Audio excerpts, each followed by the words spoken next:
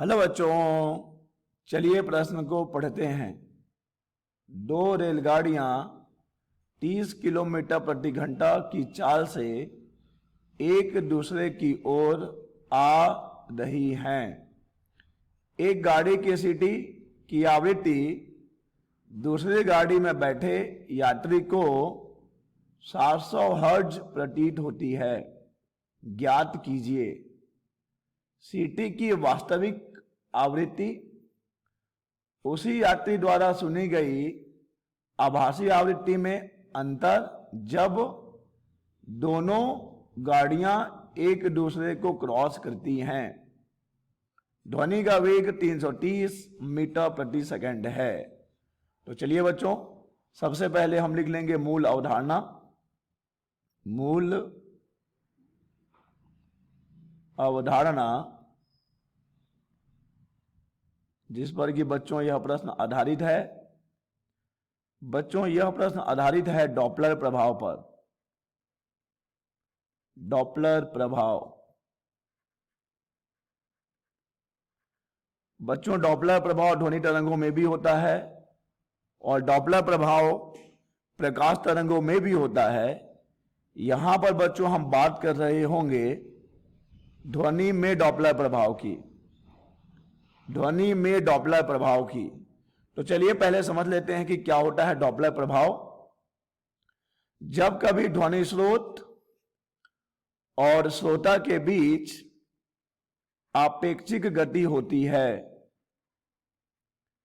जब कभी ध्वनि स्रोत और श्रोता के बीच आपेक्षिक गति होती है, तब श्रोता को ध्वनि स्रोत की आवृत्ति में परिवर्तन प्रतीत होता है। और बच्चों आवृत्ति में होने वाले इसी आभासी परिवर्तन को कहा जाता है डॉपलर प्रभाव। ध्यान दीजिए बच्चों, ये होने वाला परिवर्तन आभासी परिवर्तन है, ऐसा श्रोता को प्रतीत होता है। मान लीजिए बच्चों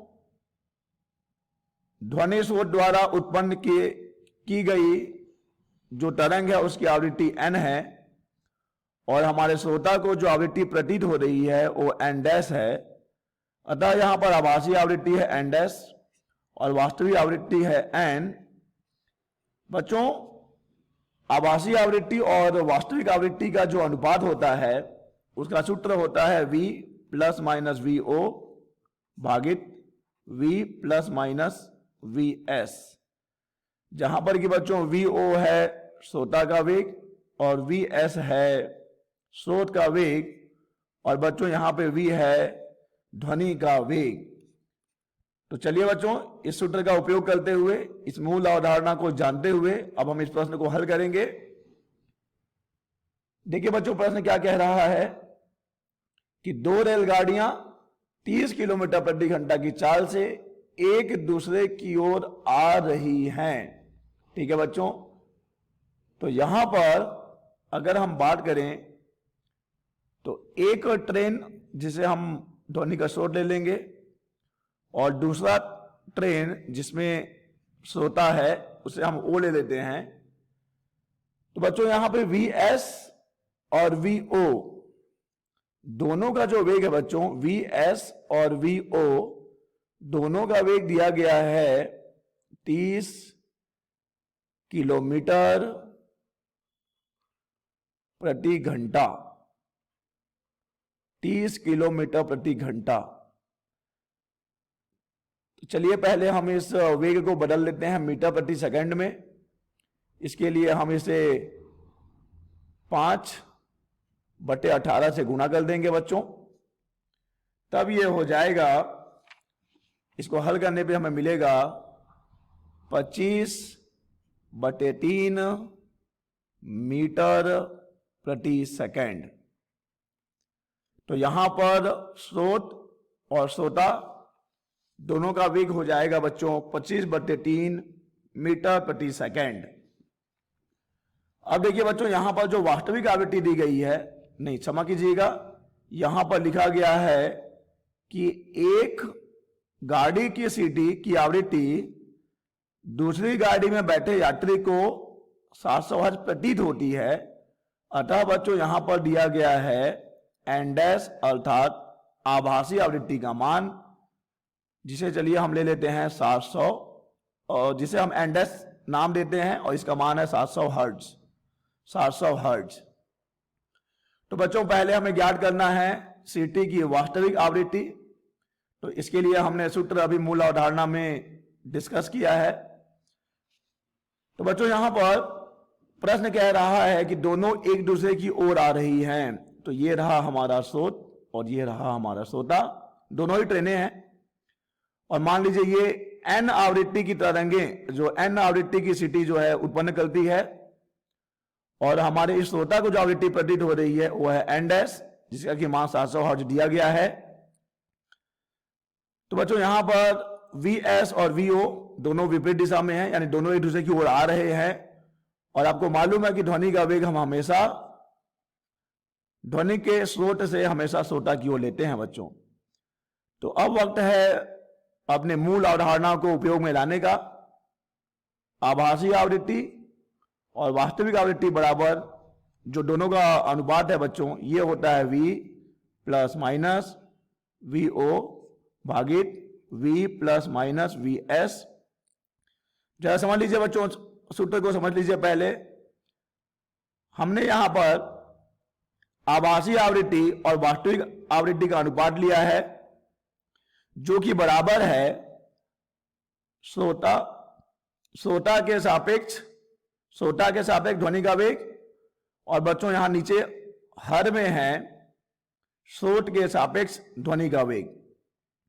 अतः बच्चों आभासी आवृत्ति और वास्तविक आवृत्ति का अनुपात जो है वो बराबर होता है श्रोता के सापेक्ष ध्वनि के वेग और स्रोत के सापेक्ष ध्वनि के वेग के अनुपात के।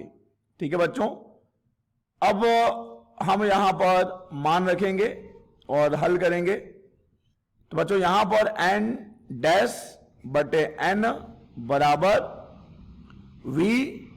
Vo भागित Vs। अब सवाल है बच्चों प्लस माइनस, कहां पर प्लस लेना है कहां पर माइनस लेना है, चलिए देखते हैं बच्चों। अगर हम इस वेग V को देखें, ध्वनि का वेग, और इस श्रोता के वेग Vo को देखें, दोनों विपरीत दिशा में हैं। इस स्थिति में तो जब विपरीत दिशा में होते हैं बच्चों, तब हम आपेक्षिक वेग निकालने के लिए दोनों को जोड़ देते हैं। लेकिन बच्चों जब हम ध्वनि के वेग और इस ध्वनि स्रोत के वेग Vs को देखेंगे, यहां पे दोनों एक ही दिशा में हैं, तो यहां पे आपेक्षिक वेग के लिए बच्चों हम इन्हें माइनस कर देंगे। ठीक है बच्चों, तो अब हमारे पास जो फाइनल सूत्र निकल के आया है वो है एन डैश बटे एन बराबर V plus Vo V minus Vs। तो चलिए बच्चों इसी सूत्र में हम मान रखते हैं। एन डैश का मान भी बच्चों हमें दे दिया गया है। एन डैश का मान है बच्चों 700 हर्ट्ज। और बच्चों बात करें वास्तविक आवृत्ति, यह हमें ज्ञात करना होगा। और बच्चों यहां पर ध्वनि का वेग भी दे दिया गया है, जो कि है 330 प्लस Vo का मान 25/3 भाग देंगे बच्चों हम इसमें 330 माइनस 25/3। ठीक है बच्चों, तो ये देखिए आगे हमें क्या मिलेगा।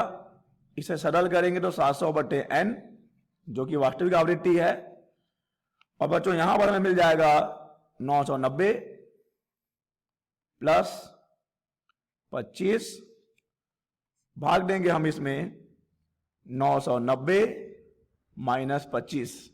ठीक है बच्चों, तो इसे हल करने पे हमें मिलेगा 990 प्लस 25 करने पे हमें मिलेगा उत्तर 1015 बटे 990 माइनस 25 करने पे हमें मिल जाएगा 965 यानी कि 965। तो बच्चों अगर हम यहां से n का मान निकालना चाहते हैं तो हमें n बराबर मिल जाएगा 700 गुणा 965, ठीक है, गुणा हो रहा है बच्चों, और भाग देंगे हम इसमें 1015 का। तो बच्चों हल करने पर हमें जो वास्तविक आवृत्ति मिलने वाली है वो बच्चों n बराबर होगा, n बराबर, हम यहां पे वास्तविक आवृत्ति की बात कर रहे हैं, तो बच्चों यहां पर n बराबर हमें मिलेगा, हम जब इसको हल करेंगे तो इससे हल करने पे, काटने पीटने पे हमें मिलेगा बच्चों 665.5 हर्ट्ज। ठीक है बच्चों, हमें उत्तर मिलेगा 665.5 हर्ट्ज। तो बच्चों ये है वास्तविक आवृत्ति, सीटी की वास्तविक आवृत्ति, सीटी की वास्तविक आवृत्ति बच्चों कितनी है? 665.5 हर्ट्ज। चलिए बच्चों अब हम इस प्रश्न के दूसरे पड़ाव में चलते हैं, दूसरे भाग में चलते हैं। देखिए प्रश्न क्या कह रहा है कि उसी यात्री द्वारा सुनी गई आभासी आवृत्ति में अंतर। चलिए अब हम आभासी आवृत्ति निकालेंगे जब दोनों गाड़ियां एक दूसरे को क्रॉस करती हैं। बच्चों देखने में लगता है कि क्या ही परिवर्तन होगा, लेकिन चलिए हम आपको बताते हैं कि क्या ही परिवर्तन होगा। पहले बच्चों ध्वनि स्रोत यहां पर था, हमारा श्रोता यहां पर था, ये था VS, ये था VO, दोनों एक दूसरे की ओर आ रहे थे, और ये था ध्वनि का वेग। लेकिन बच्चों जब ये दोनों एक दूसरे को पार कर जाएंगी तब देखिए स्थिति क्या बनेगी। ये हो जाएगा हमारा श्रोता जो कि VO वेग से इधर जा रहा होगा, और ये हो जाएगा हमारा ध्वनि का स्रोत जो VS वेग से इधर जा रहा होगा। और बच्चों आपको मालूम है कि ध्वनि का वेग हम हमेशा स्रोत से किधर लेंगे? श्रोता की ओर लेंगे। तो बच्चों इस स्थिति में देखिए अब ध्वनि स्रोत और श्रोता दोनों एक दूसरे से दूर जा रहे हैं। तो बच्चों यहां पर जब हम सूत्र लगाएंगे आभासी आवृत्ति और वास्तविक आवृत्ति का, तब देखिए ये कितना हो जाएगा? VO बटे VS। यहां पर देखिए बच्चों VO और V दोनों एक ही दिशा में हैं, तो यहां पर आपेक्षिक वेग निकालने के लिए हम ऋण चिन्ह का उपयोग करेंगे। और यहां पर देखिए बच्चों V और VS दोनों विपरीत दिशा में हैं, तो यहां पर आपेक्षिक वेग निकालने के लिए हम दोनों को जोड़ देंगे बच्चों। तो हमारा सूत्र हो जाएगा n' बटे n बराबर V माइनस VO बटे V प्लस VS। चलिए बच्चों यहां पर हम आभासी आवृत्ति निकाल लेते हैं। n' बराबर, हमें बस मान रखना है, हमें मालूम है कि V का मान 330 मीटर प्रति सेकंड है, VO का मान 25/3 है बच्चों, और हमें हर में भी वही मिलने वाला है। V का मान 330 और VS का मान 25/3। तो बच्चों यहां पर n' बराबर हो जाएगा, ऊपर हमें देखिए बच्चों कितना मिलेगा, ऊपर हल करने पे हमें मिलेगा 965 बटे नीचे में मिलेगा 1015। और याद रखिए बच्चों भागित है वास्तविक आवृत्ति, भागित है वास्तविक आवृत्ति, जो यहां चल के गुणा हो जाएगा।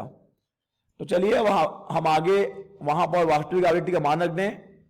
तो इस स्थिति में जो हमें आभासी आवृत्ति मिलेगी बच्चों, ये हो जाएगी 965 बटे 1015। देखिए बच्चों हमने वास्तविक आवृत्ति ज्ञात करी थी 665.5। चलिए बच्चों अब इसे हल कर लें तो हमें आभासी आवृत्ति मिल रही है 632.7 हर्ट्ज। ठीक है बच्चों, अब समझिए कि पहली स्थिति जब ध्वनि स्रोत और श्रोता दोनों एक दूसरे की ओर आ रहे हैं, तब यहां पर आभासी आवृत्ति कितनी है बच्चों? 700 हर्ट्ज है। और हम जानते हैं कि जब ध्वनि स्रोत और श्रोता एक दूसरे की ओर आते हैं तो आभासी आवृत्ति ज्यादा होती है, क्योंकि वास्तविक आवृत्ति हमने निकाला था बच्चों 665 यानी कि 665.5 हर्ट्ज। और बच्चों जब श्रोता और स्रोत दोनों एक दूसरे से दूर जा रहे हैं, तो इस स्थिति में जो बच्चों हमें आभासी आवृत्ति मिली है, इसका मान है बच्चों 632.7 हर्ट्ज। ठीक है बच्चों, तो देखिए ये है आभासी आवृत्ति जब वो एक दूसरे के पास आ रहे हैं, ये है आभासी आवृत्ति जब वो एक दूसरे से दूर जा रहे हैं। स्वाभाविक सी बात है, जब पास आएंगे तो आभासी आवृत्ति वास्तविक से ज्यादा होती है, और जब दूर जाते हैं तो आभासी आवृत्ति वास्तविक से कम होती है। और बच्चों अब हमें करना यह है कि हमें जो है अंतर निकाल लेना है। आभासी आवृत्ति में अंतर, तो पहले आभासी आवृत्ति कितनी थी बच्चों? 700 थी, और अब बच्चों आभासी आवृत्ति हमें कितनी मिली है? 632 मिली है। तो 632.7 हर्ट्ज। ठीक है बच्चों, माइनस करना है हमको, दोनों का अंतर निकालना था। तो बच्चों जब आप इसका अंतर निकालेंगे तो आपको आंसर मिलेगा 67, यानी कि 67.3 हर्ट्ज।